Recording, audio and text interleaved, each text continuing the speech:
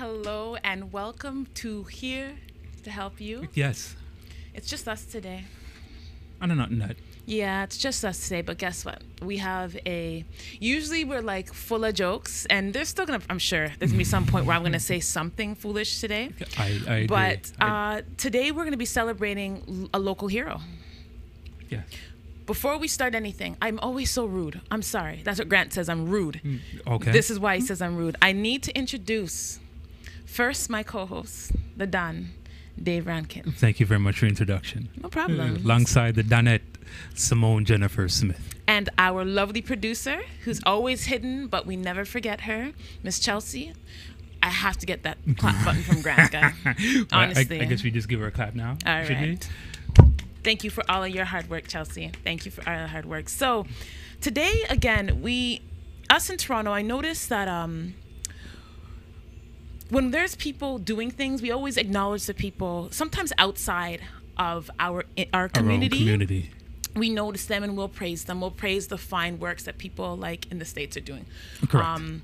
We'll talk about the singers and the artists and everyone outside of our community. That's right. Who are doing great things. And we never truly celebrate sometimes the people who are actually doing great things. So today we are celebrating a local hero.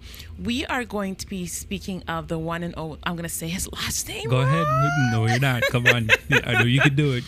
Brother Victor Beausoleil. Very good. Did I do well? You did absolutely well. Victor, I don't know if I said your name wrong.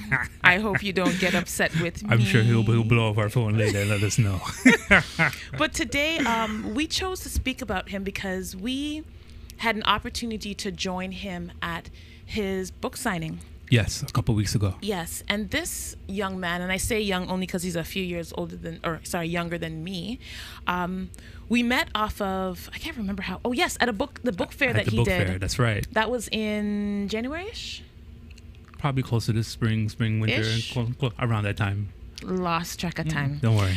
And on first meeting, just a really good spirit, really great person to talk to, easy to talk to, and from there, of course, the three of us have been developing. A good friendship, yeah. Like a great friendship, just yes. an understanding of minds. Yes. Would you say? I definitely agree. And he invited us. We were honored to be invited to his book signing most recently. And he has 2 new books that he just released. And today, what we decided to do is we each chose a book.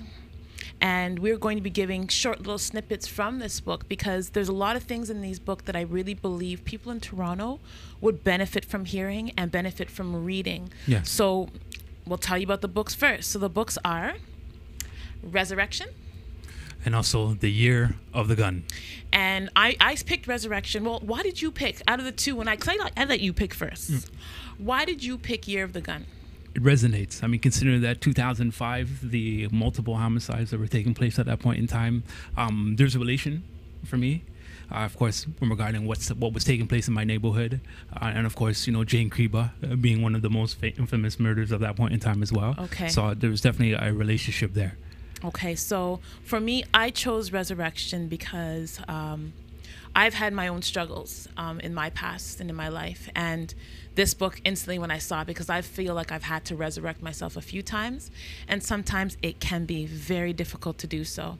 So I think we resurrect ourselves like on a daily basis in a sense, some right? people don't. Some people don't? No, some people prefer to stay where they are. They don't resurrect. They prefer to be the victim, which is some of the things that he does talk about in this book. So let's first talk about who he is and what Victor does. So it's interesting because when I read this book, he speaks about a organization that she co-finds, which is called co-finds.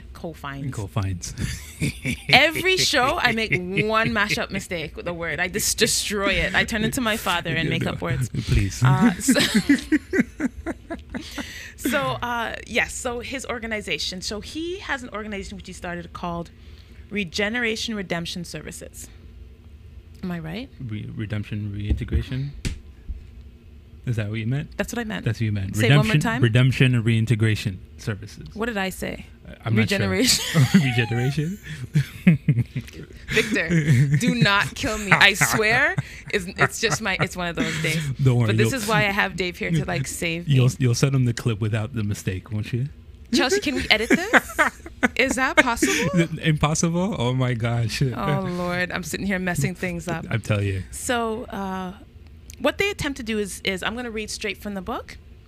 So RRS was an attempt to mitigate and intervene in the cycle and almost ritualization of crime and violence in our neighborhoods by engaging young people being released from incarceration. Mm-hmm. What I found interesting about this is I most recently took an Aboriginal Studies course. Okay. And one of the things they spoke about in the course, I'm going to go over a few things that I have written down here, is this program that Brother Victor has co-founded does something that's very similar to what has been done in the Aboriginal community.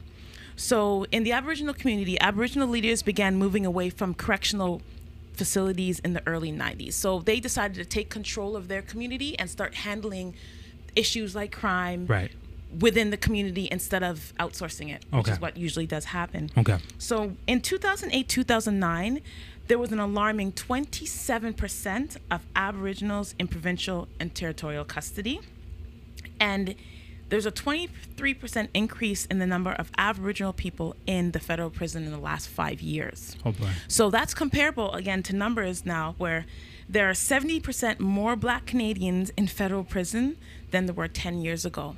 So clearly there is an overpopulation problem that is happening, and the Aboriginal community is suffering from it. Mm-hmm. The African community is suffering from it. Yes. So what I like about what Victor has done is that he has used a lot of the same concepts that places like Aboriginal Legal Services of Toronto and the Vancouver Aboriginal Transformative Justice Services. They all kind of do the same thing. And what they do is so if there's a crime that's committed, they get the youth or whoever's committed the crime. Sometimes I think in the Aboriginal community, it doesn't matter about if it's youth or not, it's just period. Okay. But when someone is released, they take them in and basically they do like a redemption type service. So with the Aboriginal community, they do a sentencing circle. And what a sentencing circle is they will have leaders, elders from the community. They'll also have whoever was the criminal.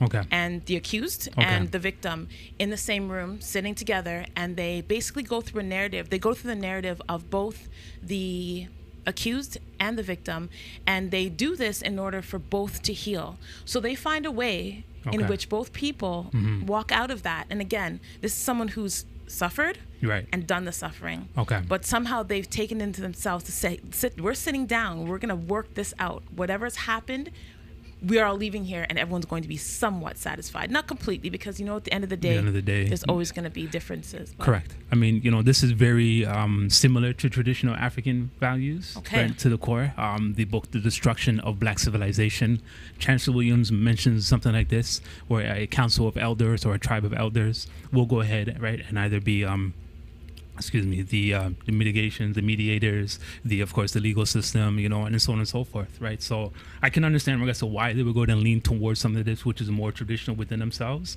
And of course, for us here in the community, by means, we can go ahead and relate to something like this once we understand the notion that our system is based off of community. It is. Okay, so before I go any further into my side, give us a quick snippet of your book, The Year of the Gun, and then we will talk a little bit more about, actually, I'll let you talk a little bit about what you've done before we really start digging into the meat of each of these books. So I'm going to hold this up again. The Year of the Gun. White for you? Vanna Black. The Year of the Gun, set in the information of 2005, and as well as the implications or the ripple effect which happened thereupon afterwards. If I'm going to speak very generally before we actually get into the meat and potatoes of the actual book, I enjoyed it. It's a very short read for those who are looking for something to pick up to, to pass the time between other books. Both books were actually, they were easy reads, which is what I liked about them, but they were impactful. Yes, and that's the thing with short reads. You never know the type of information that you are going to go ahead and receive from it. That's right. The brother did a wonderful job regarding his research and implementing this research as well as other narratives within the whole framework of the actual book itself, right? Man, I can never go ahead and actually take away the efforts of our people, right, who are looking to go ahead and do something either for themselves, to better themselves, or even go ahead and inspire those to come. this now is something where social workers, those who want to get into public or private sector, right, and simply just those who just want to go ahead and understand the system or the ripple effect which happened since 2005. This is something to go ahead and, as a wonderful introduction.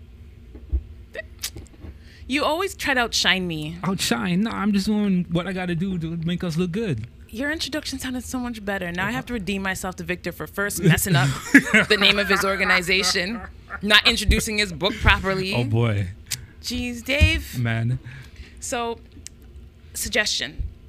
For those who have time who are actually viewing this right now, I'm going to suggest you to get a notebook, get a piece of paper if you have that, yes. Get a pencil, pen, whatever you have, and start documenting some of the stuff that we're going to be talking about. We're going to be going in today a little bit. Yeah, I mean, you know, it isn't just, of course, a general overview, but by means, we're going to go ahead and take different clips, different quotes, by means, you know, and like really apply it to where we are today. Because I'm sure with the resurrection, that applies to everybody on a daily basis, whether it's a physical, spiritual, or simply just both. Right, or psychological as well, right? Very much psychological. Right. That's the one. That's another reason I was drawn to this book, right? because exactly. For me, anything that has, as a mental health activist, for me, it's important to nourish the soul. Yes. And it's something that we don't do enough. Right. We don't see it as nourishing the soul. So let me explain what that means. And this is why books are so important to read. We take the time to nourish our bodies, because if you don't nourish your body, obviously you break down. But we never understand the importance of nourishing your soul. Nourishing and building yourself up on a daily basis is something that's important. We don't do enough of it. And we deal with stress. Yes. We deal with stress home. We deal with stress work. We Right. deal with stress on the 410. Daily. We deal with stress on the 401. And we never find that time to really just like decompress and take like a 3-minute break to just breathe. So books like this, I have to really applaud Victor, because again, it's something that someone can pick up when they come home and read it very quickly. It's each chapter. I got through this in about a day and a half, and that's with my busy schedule. Right. So if I can do it, anyone else can do it. By means. So when we come back, we're going to start really digging into both these books, The Resurrection and Year of the Gun. So we'll see everybody soon. Again, get your papers, your pencil, your marker, whatever you have, your notepad, whatever. Pull it out. Siri, no. Do some dictation. No. No Siri. Writing. We're making people lazy. No Siri. No Siri. We'll see everybody soon. Are you retiring smart? Make your home's equity work for you. With your home's equity and our 30 years of experience, the Retire Smart Properties team can help you achieve the quality of life you've always wanted. Our services are 360 degrees. We'll give you advice, take care of staging and selling, and help you find the perfect home and community to transition to. It's time to enjoy the retirement lifestyle you deserve. Visit our website today to learn how you can use your home to retire comfortably. The Retire Smart Properties team, powered by RE/MAX West.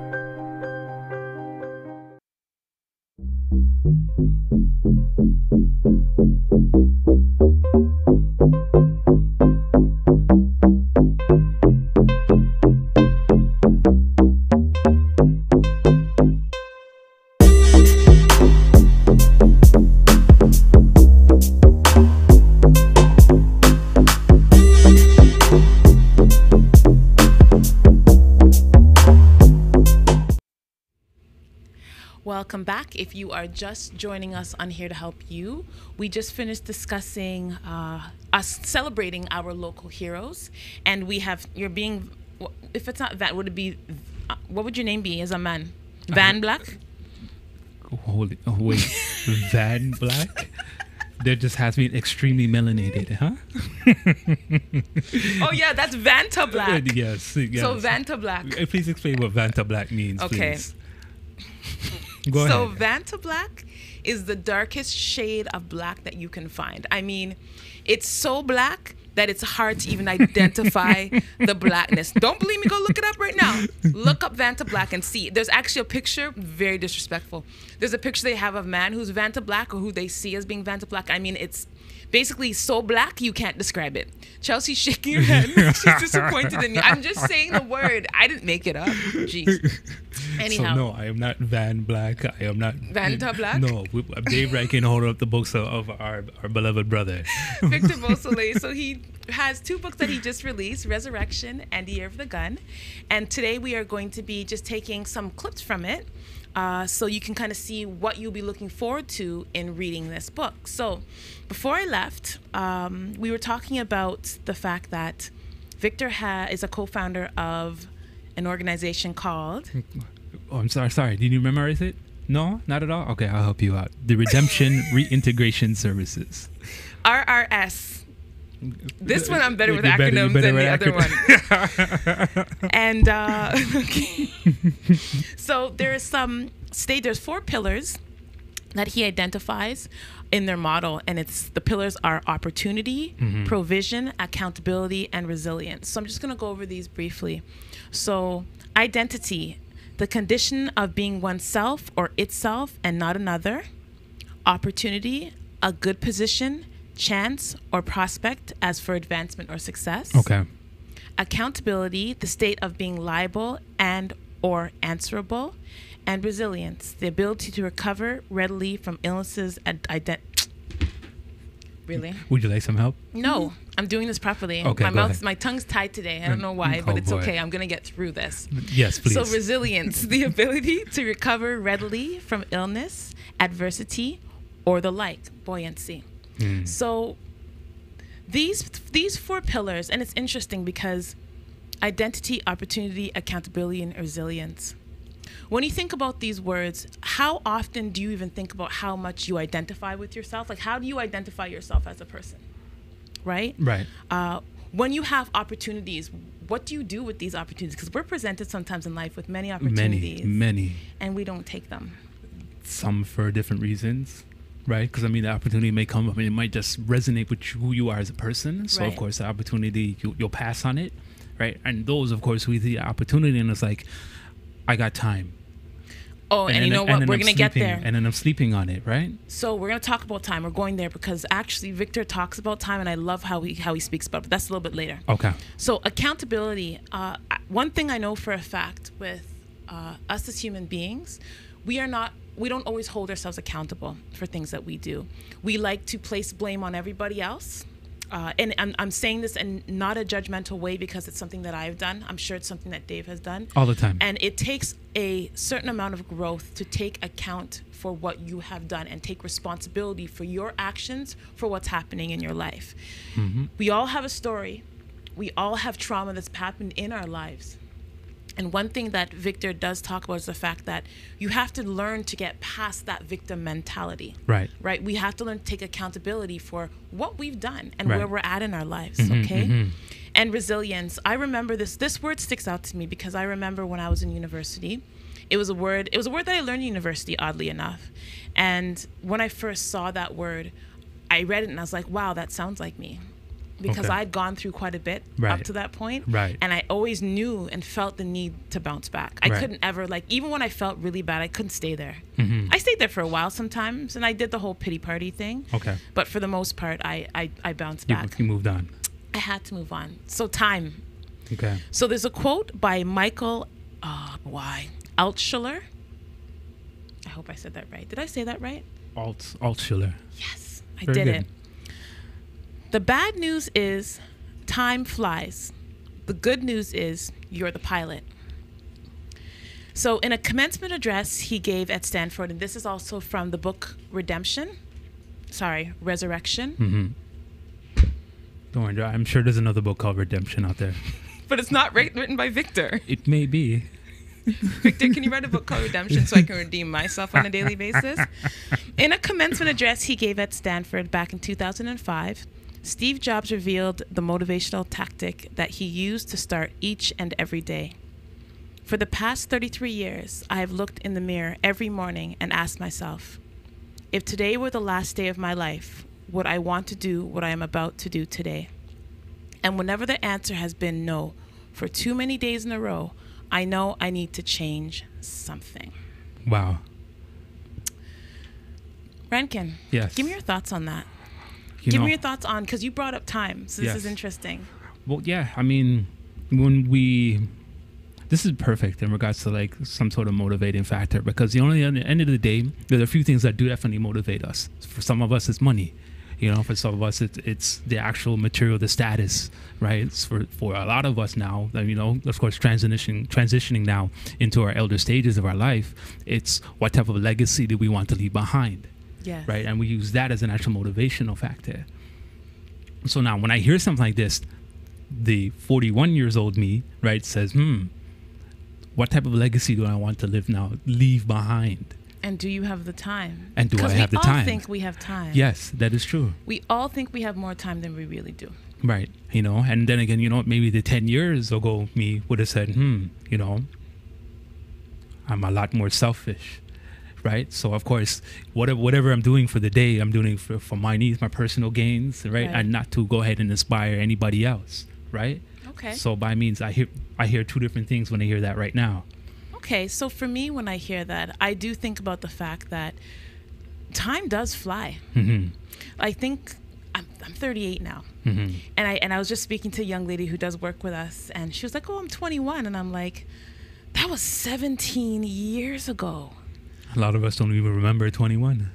That's crazy. Mm-hmm. Mm-hmm. And time went. I mean, and in that 17 years, a lot has happened. Yes.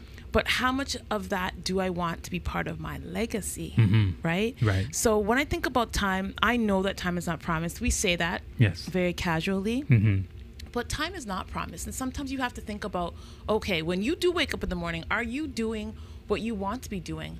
I had someone who I did work with she does work with me. And I remember one of her issues was she was at a place that she hated, mm-hmm. but she made really good money. So she got up, and Victor speaks about this in this book too, where there are some people who will get up morning after morning and they are miserable because they have not found their purpose. Right? Mm-hmm. So all they're living off of is the fact that they're making money. And they're making good money. It's not like bad money. But they're not happy. Mm-hmm. And they'll spend 5-10 years in a job. They may even move up mm-hmm. and still have not fulfilled their purpose. Now, just imagine what that type of life could be. I can't anymore because I believe right now I am fulfilling my purpose. Doing this, of course, is fulfilling my purpose. There we go. Right? Making sure that I'm getting information out to the community, making sure the community is growing, correct. Making sure the community is taking care of their mental health more so than anything else. Because again, the power of our minds, exactly, and the fact that we don't understand how powerful our minds are. We talked about this the other day. When I mention psychology to people, a lot of people are just like, one of two things. They either look at it disdainly when you talk about the topic, or they're like, why would you bother taking that? That's sometimes a lot of parents' view. When I talk to my students, they're like, I want to take psychology. The parents are like, why? What kind of job can you get with that? Right? And it's like, well, the mind, psychology is the study of cognition. Right. Our mind. Correct. What we think, how we act, what we eat, our traumas, our beliefs, our stigmas. Everything is in this part of our brain, yet correct. Many of us don't pay enough attention to it. You know, I mean, once again, you know, there are a lot of factors, but one of the most important factors that I find is that we've always been a people of survival, right? Well, we've been in survival mode. Like you say this often, we've been in survival mode for a long time. That's absolutely correct, right? And it's up to us now to break the mold, right? And the only way to go ahead and break the mold, of course, is to change the thought process, which once again is changing the mind. Right? So until we actually go ahead and adapt to something like that, we can continue to do things in survival. The staying in that position, that job, right? That pays you well, but it's like your heart's not there. That's survival It's mode. a mode of survival. Yeah. Right?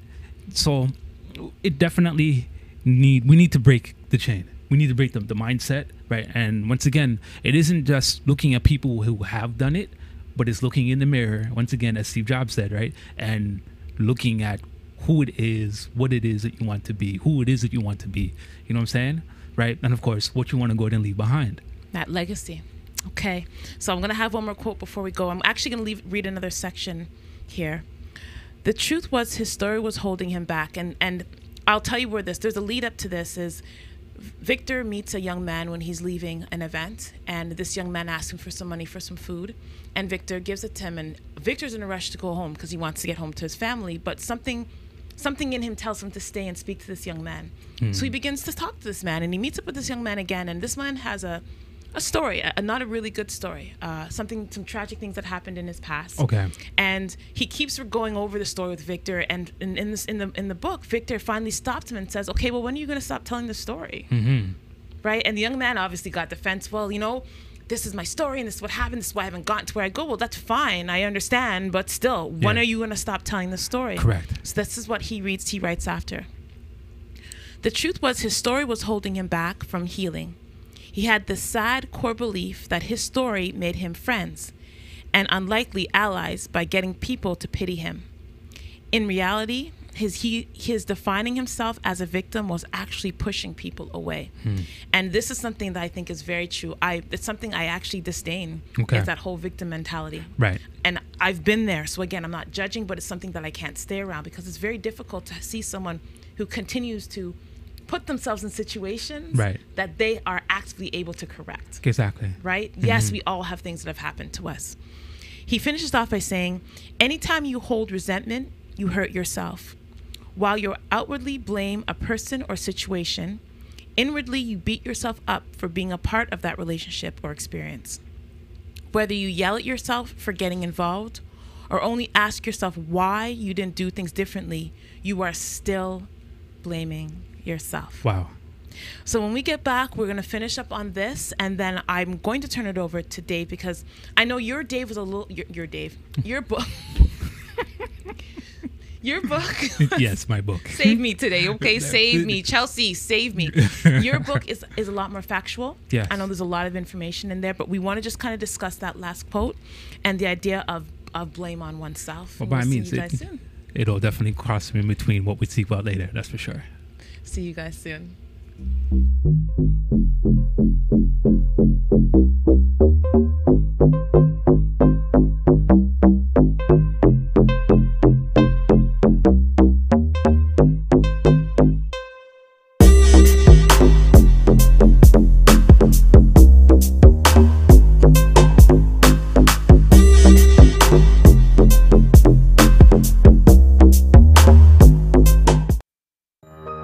Are you retiring smart? Make your home's equity work for you. With your home's equity and our 30 years of experience, the Retire Smart Properties team can help you achieve the quality of life you've always wanted. Our services are 360 degrees. We'll give you advice, take care of staging and selling, and help you find the perfect home and community to transition to. It's time to enjoy the retirement lifestyle you deserve. Visit our website today to learn how you can use your home to retire comfortably. The Retire Smart Properties team, powered by RE/MAX West. Welcome back to Here to Help You, where Simone's been continuing to blunder up every word that she says. We're going to get past that, though. You know why? Because Dave's going to take over, and then I can just sit here.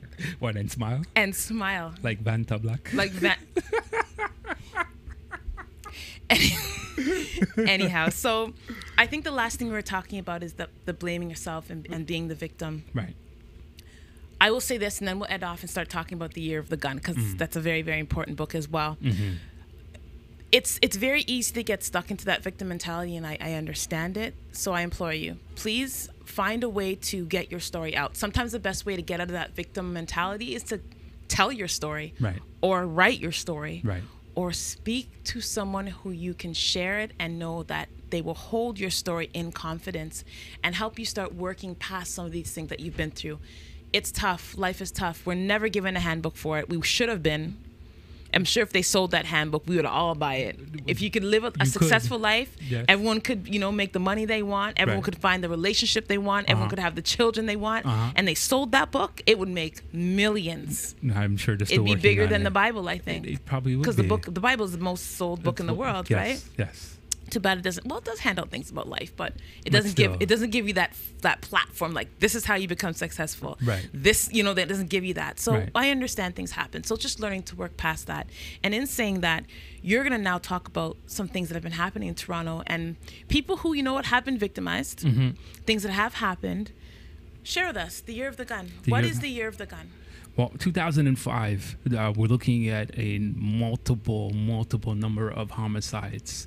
I believe there's a little close to 80 homicides, and I believe that up to either between 50 to 60 of them were death by the gun, right? If not, of course, gang related as well, right? We mentioned earlier in the show Jane Kreba, who was probably one of the most famous ones, right? Do you want to share that story for those who don't know it? That was it Boxing Day? Boxing Day, right outside the Eaton Center, where Yes. Jane Kreba was shot to death, caught in a crossfire between gang violence. And very unfortunate. Yes, very unfortunate act. But once again, of course, not even just that, but multiple. There were too many incidences happening at the same time, of course, once again, involving youth, right?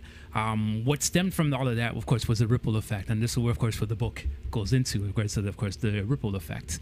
In 2006, they established what is called as a Youth Challenge Fund, which they funding towards youth initiatives. Some of the initiatives, the NIA Center for Arts, the Spot Youth Center, which we do teach out in Jane and Finch. Big ups. Right, and as well as the Plug. Redemption Reintegration Services. Why did you say that and look at me like that, Dave? Because I wanted to say it much slower than I've said it before. And because I got it wrong before? That had nothing to do with that. I just want to make sure I pronounce the word and I thought you were enunciate picking on me. Picking? I'm sure you will know when I be picking on you. RRS? Yes, RRS. Got it. Right. So, I mean, of course, there's a list of other, of course, funds and initiatives that by means the Youth Challenge Fund has went ahead and, put their money towards, of course, building infrastructures. Once again, mental health, and just making sure the youth have a place to go ahead, right, and A, tell their story, B, get into something that's going to go ahead and change their lives, whether it's integration to sports, learning an activity, learning a skill, learning a trade. These are some of the, of course, the initiatives that were put forth on the table. Right, Okay. This thing has escalated since. At one point in time, I know they had the ears of the Minister of Youth, right, within the provincial government, federal and provincial governments. Excuse me, right? And at the time that it was funded, we're looking at $45 million, right? So something unprecedented. I don't think that we had anything along those lines at that point in time. But once again, it was all aligned towards, of course, curbing youth activity, of course, into crime, drugs, so on and so forth, right? That was the first chapter. Second chapter now, of course, there's a relationship between cops and robbers, right? Of course, a lot of us who either A, grew up in a neighborhood where, we were harassed by police, or so we've seen, of course, from a distance because of how police interacted with, people within certain areas, right? We had a hate towards them. A lot of us still do. Right, so a lot of us still, yes, and some instances, I know for a fact that where just the mere fact I could be walking anywhere and seeing a cop squad car just roll right by me, of course the hairs on my neck start to, of course, to raise. It's interesting how that works, isn't it? Yes, and it a lot of is. us don't understand why that happens. Well, I mean, some of it, of course, is just psychological in regards to, of course, not Absolutely. A, who's the bad guy, right? Who's the good guys, right? Of course, the good guys, of course, being, of course, them, right? B, now, A, now, of course, now, when they're coming into the neighborhoods now and asking questions forcibly, right? Victor mentions that actually in his book. Yes. At one point, how he has interactions with police when he was a little bit younger, and he was kind of like shocked at the time of questions that he asked him. That's right. Right? That's right. And I can see why there's that hatred that can develop towards police officers. Of course. Right? Of course. Right.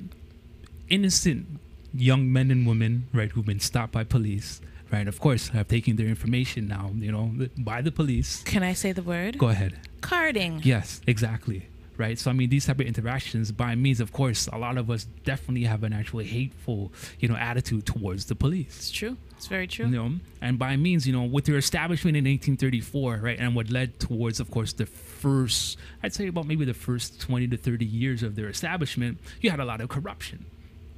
A lot of corruption within the Toronto Police Services. Can you talk about some of that at all? Or do you want to kind of stay away from that? Well, you know what? In regards to corruption, Victor doesn't mention a whole lot in regards to specifically. However, though, the aligning, of course, with lobbyists, political agendas, right? And, of course, by means, their own, how do you take it? Thank you very much. Their own biases. There you go. Yes, that whole idea of culture sensitivity training and things like that they should be doing. Exactly. And I think that they do. Implicit biases, training like that sometimes they do. If there was any way, I know it's a little bit far off. I'm going here. If you could say there was one way for us to deal with that hatred between, I don't know if Victor talks about it in the book, between our community Okay. and the police. Is there any way to really fix that? What would be because this has been happening for years, and it's still the same way now. I know they have tried to include hiring more minorities. I don't like that word. But, I know you don't, but this is reasons, this is the reason. But I'm saying this you, is what I read. This is what we say. Yes, They say they hire more right. minorities. Right. I know you don't like it, but I'm using their language right now. No worries. Okay. No problem. They have tried that. I'm not too sure how effective that has been.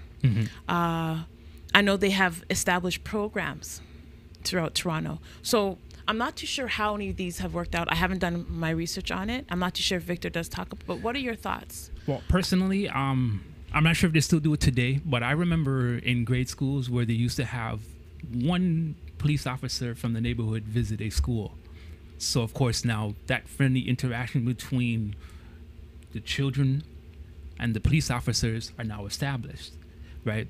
At some point in times, very early, where police officers, of course, was to walk through the neighborhoods, right? And members of the community would offer them things, whether it's a drink, a cold drink, right? Maybe, a little bite to eat, a snack, whatever cases, right? But there's that type of relationship that was there. Okay. So now, of course, with everything that's been going on, whether now we've built them up to be what they are now, right? Meaning, of course, that enemy, because, of course, the lack of resources, lack of money, right? Lack of economic, all of that, right? Whether we've combined or contributed to that or not is debatable. Okay. Right. Okay. However, though, there needs to be more meetings between the people and, of course, law enforcement. That's the only way, of course, that stigma, that establishment of a relationship can take place. Now, what is the historical significance of the stigma? What were the police created for to begin with? Let's take it there. Let's talk about where this hair on the back of your neck standing up came from. Of course. I mean, in a provincial report, which Victor does mention back in 1841, there were formidable forces of oppression. Nothing couldn't happen without them, right? You couldn't walk down the street. You couldn't, of course, there were a lot of censorship back then as well. So they were in charge of the censorship of material. Sometimes, of course, you'll find that today where, just for an example, a bookstore owner will have certain material within, of course, their store, and a police officer will come in and, of course, now ask a whole lot of insinuating questions leading towards, of course, censorship or hate monger or, hatred of another culture in this instance, right? So, of course, now that policing or censorship in this case would take place. Never understanding, okay, why this type of information is established, or B, more importantly, taking a real detailed look of the inventory that's there, right? Okay. And so by means, and on so many levels, we see that type of oppression, right? Of course, any type of interaction. I want to go back further than that. Why was that idea of policing started? Do you know why? Who were the police there to protect? By means, themselves. Of course, those who put the money in the pockets. Okay. Right? I'm sure you have something going and acting with that as well, so go ahead. Well, and anyone can tell me if I'm wrong about this. I from what I have read, is that police were first established, that idea of policing was established to protect slave owners. Am I wrong about this? That is also correct. Okay. Right? But of course, now we're looking at quote unquote, the actual wording of the police. Right? We're looking now, of course, London being, of course, London, England, that is, being one of the first cities to go ahead and establish a national body of organization, right? Okay. Toronto, in fact, has one of the oldest in North America. RCMP, right? Is it RCMP? Actually, the Toronto Police Services is one of the oldest. Okay. Right? Third largest beyond the RCMP and, of course, OPP as well. Okay. Right? So by means, their membership is very large. Yes. Right? So, of course, the few, of course, manage the many in that instance, right? And they do it forcibly and within, of course, quote unquote, the law. Okay. Right, which is something now, of course, we do a terrible job of understanding. Terrible job. Yes. I'm all for it. I think we all should either have the Black Action Defense Committee, Black Legal Aid, all of them within our phone book, so that way if we do get in trouble, we got somebody on speed dial right away to go in and connect. Yeah. So, It's interesting because I've just a couple of days ago, before we go on break, we were driving in Malton to visit a client. yes, And we saw about 4 police cars surrounding one police car. correct. Or sorry, one car. One car. And it was a young African gentleman. And he was standing there. And I remember feeling almost moved to stop. Yes. And I had to call, actually, Brittany Channer. I called her. She was in a class at the time. But I called her because I wanted to know, you know what, how close can I go to make sure that this interaction, this young man is being served correctly? Correct. And that he's not being harassed. Because sometimes when you don't know your rights, They'll take advantage they of will you. take full advantage of you. I have seen that.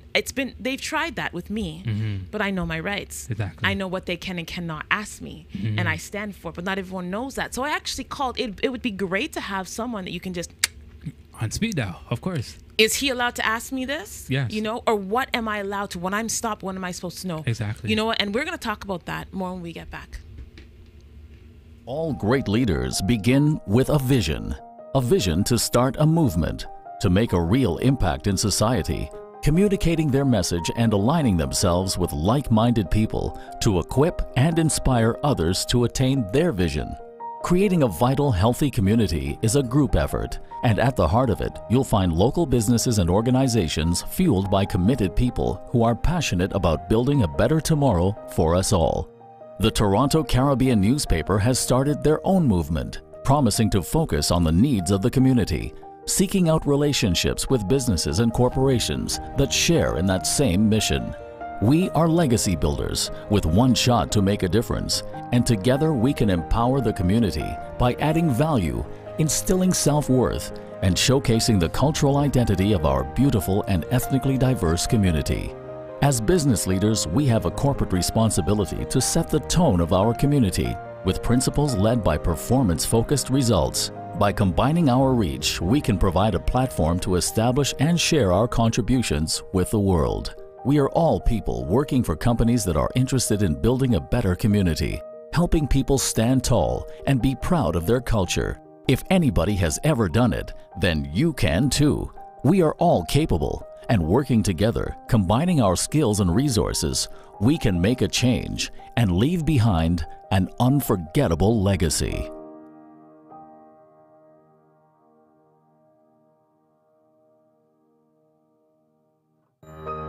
Are you retiring smart? Make your home's equity work for you.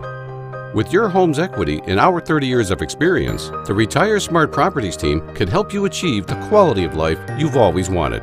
Our services are 360 degrees. We'll give you advice, take care of staging and selling, and help you find the perfect home and community to transition to. It's time to enjoy the retirement lifestyle you deserve. Visit our website today to learn how you can use your home to retire comfortably. The Retire Smart Properties team, powered by RE/MAX West. Welcome back to Here to Help You. If you are just joining us, we have been celebrating a local hero, Victor Beausoleil, who has written and released 2 new books, Resurrection and The Year of the Gun. So in the first bit of our show, which again, if you haven't been able to catch it, please know that you can go back to YouTube after to review the live viewing. Yes.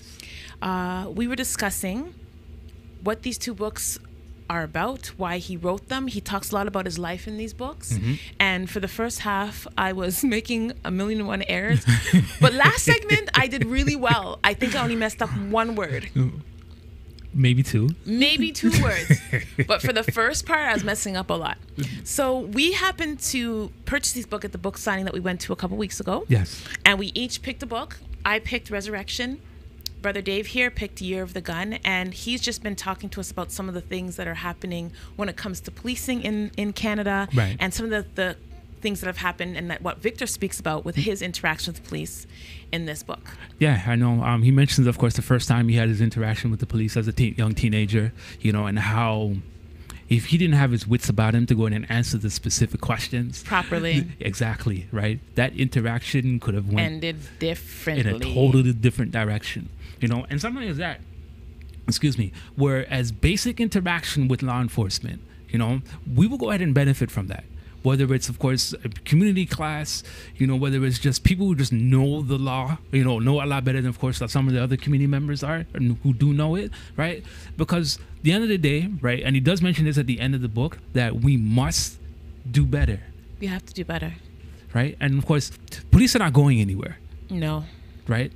And until, of course, we are able to go ahead now and establish a few things for ourselves, right, so that we can now have a bigger voice, right? Once again, we have to learn how to go ahead and maneuver ourselves.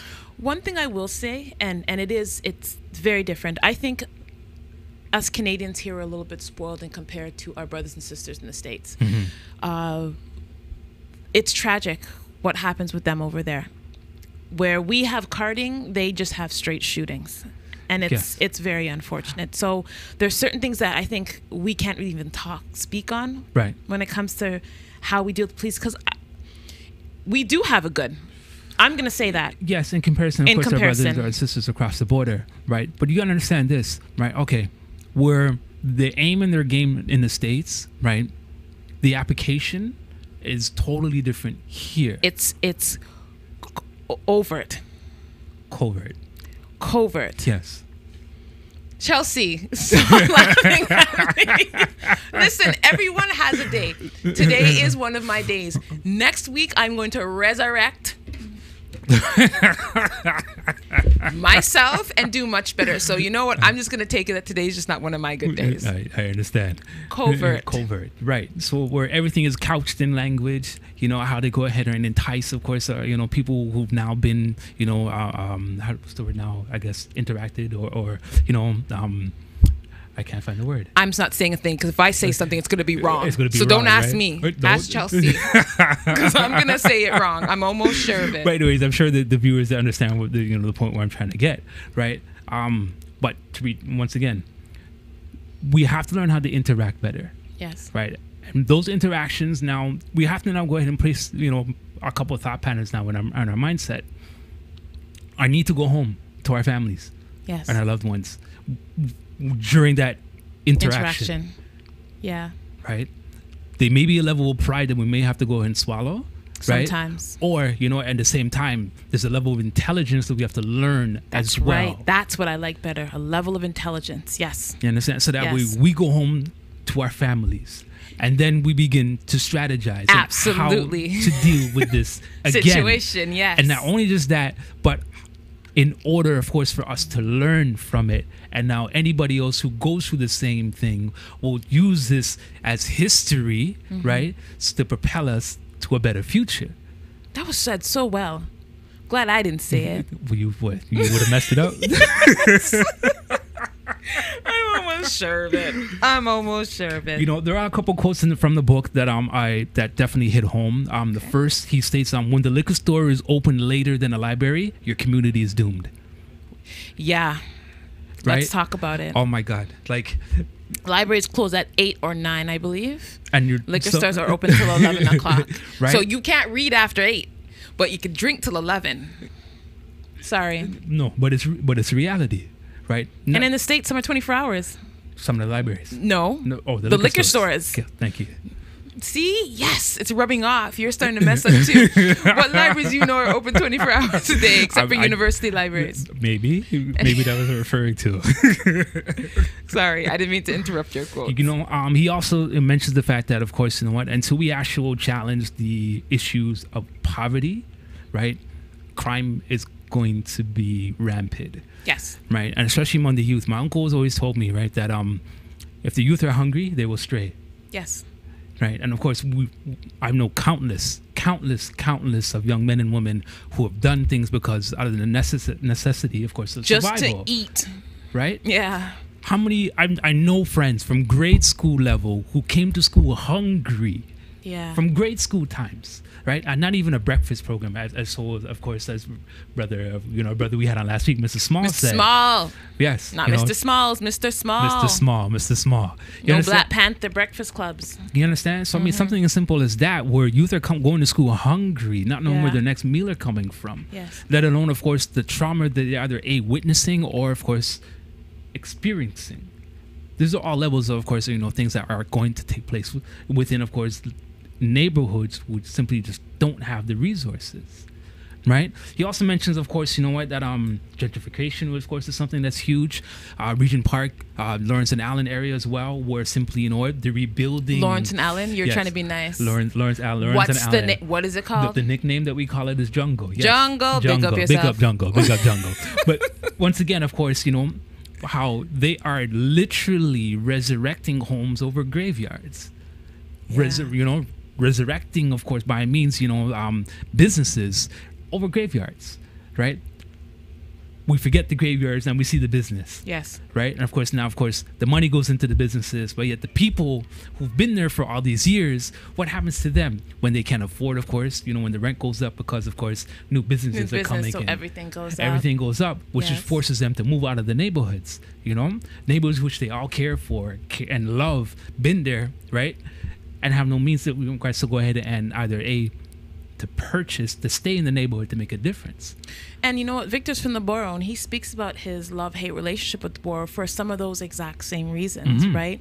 It's too bad that a lot of these things have happened. Of course. And this is why he chose to do and to open and establish and work with people who are running some of the programs that he is running. Exactly. Right? Exactly. Because it's one thing, again, that whole idea of being a victim. Many of us of Africans will say, oh, well, this is happening because I'm black.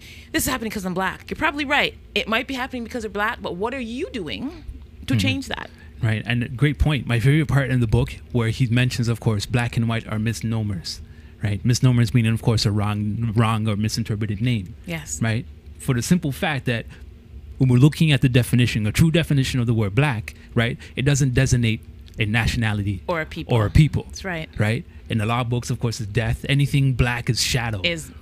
Right. Dark. Exactly. But white now is perceived to be, of course, like great, good, or in legal terms, lord of the land. But same thing, it doesn't represent a people. A people, exactly. Right. But we have this perception because which is trickled down, of course, from history. Exactly. Our history. Exactly. All going to that transgenerational trauma that we've discussed a few times. Exactly, right? And it brought me back to a point of John Henrik Clarke, right? And I quote this: black tells you how you look, but it doesn't tell you who you are. Right? So, of course, there's still a need amongst our community in regards to establishing a nationality or sovereignty, right? Yeah. Which would go ahead, right, and give us bigger voices. The Aboriginals have actually been successful in doing that. Yes, and it's something, our community leaders, our simply just everyday people need to look at that as an example. Yeah. Right? We may not necessarily want to go out and take word for word exactly what they're doing to go ahead and achieve it. It's a great example. It's a great example. It's a very good example. They've been able to achieve the things that you're speaking of. Exactly. When we're looking now at political education, right? Any type of political organization is not going to look at the history in regards, of course, just as a continent, right? And in this case, of course, as Africa, right? They are going to look at other ethnicities, cultures, however you want to go ahead and categorize them, right? But of course, their struggle, right? And use that as an example and take the good, the bad, and of course, use it as history to go and propel themselves towards a better future. Interesting. So, how are those papers looking? Are they filled with notes yet? Told you guys to get your notebooks out. So, before I go into, because I have a couple quotes I kind of want to end with, just to kind of give everybody some food for thought and some things. Again, this is food to nourish your soul. But I didn't know, Brother Dave, if you have anything else that you wanted to share about this book? Once again, as you mentioned before, it's a short read. By means, you can probably get through this in a day, 2 days, less than a week, depending on how much time and effort you want to go and put into it. But it does bring about the need for asking the right questions. That's right. And you can find both books online. Yes, you can. Okay.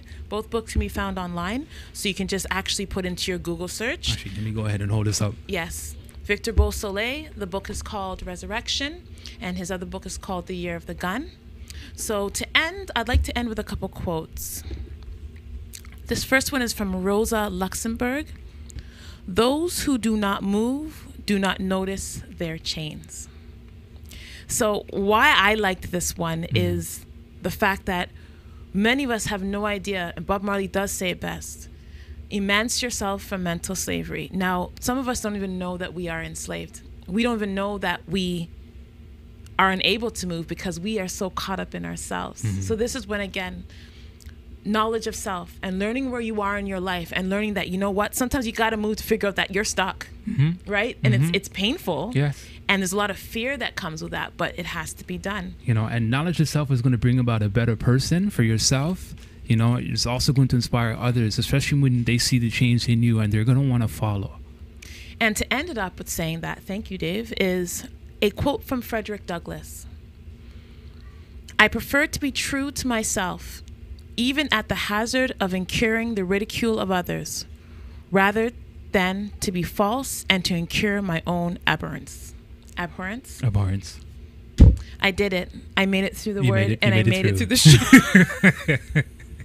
So being true to yourself, what does that mean? It means, A, understanding your fears, understanding your weaknesses, understanding your strengths, and being who you are. Mm-hmm. And Victor, we want to thank you for sharing your life in these books, sharing your struggles and sharing your story. This is not going to just help us, it's helped me. And again, I've been through a lot. It's helped me. We want to say thank you for putting this out there and making it simple enough that anyone can pick up this book. That's right. Read it and learn from it. That's right. You know, some of these books we get scared because the words look big. Yes. He makes these things, it's very simple. Yes. And it's important that we support our community leaders. Again, we want to thank everyone for watching Here to Help You today. Check out the books. Yes. Year of the Gun, Resurrection. Thank you all for listening. Thank you all for viewing. We'll see everyone next week when I'm making less mistakes. Peace and love, family. Bye.